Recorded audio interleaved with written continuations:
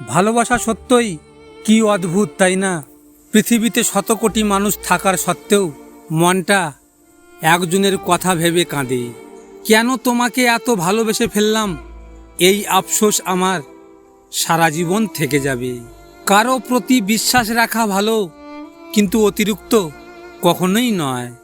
শারীরিক কষ্ট সহ্য করা এতটাও কষ্ট নয় যতটা মানসিক কষ্ট সহ্য করা। কথা না বলে থাকতে পারি না বলেই অপেক্ষা করি, কিন্তু আমার অপেক্ষার যে কোনো মূল্য নাই সেটা বুঝেও না বোঝার ভান করে থাকি। জলে না নামলে যেমন সাঁতার শেখা যায় না, ঠিক তেমনি জীবনে খারাপ সময় না আসলে মানুষ চেনা যায় না।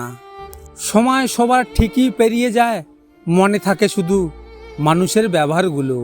মায়া জিনিসটা অনেক খারাপ, না দেয় ভালো থাকতে, না দেয় ভুলে থাকতে। চেহারার সৌন্দর্য কেবল আয়নায় প্রকাশিত হয়, আর অন্তরের সৌন্দর্য প্রকাশ পায় মানুষের আচরণে।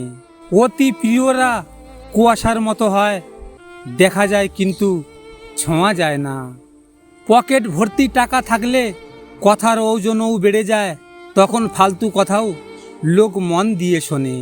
পৃথিবীতে দুই ধরনের কষ্ট আছে, একটা তোমাকে ব্যথা দেবে আর একটা তোমাকে বদলে দেবে। পাতা ঝরার আগে পাতার রং বদলে যায়, আর মানুষ বদলানোর আগে কথা বলার ধরন বদলে যায়। অর্থ মানুষের অবস্থান পরিবর্তন করতে পারলেও স্বভাব পরিবর্তন করতে পারে না।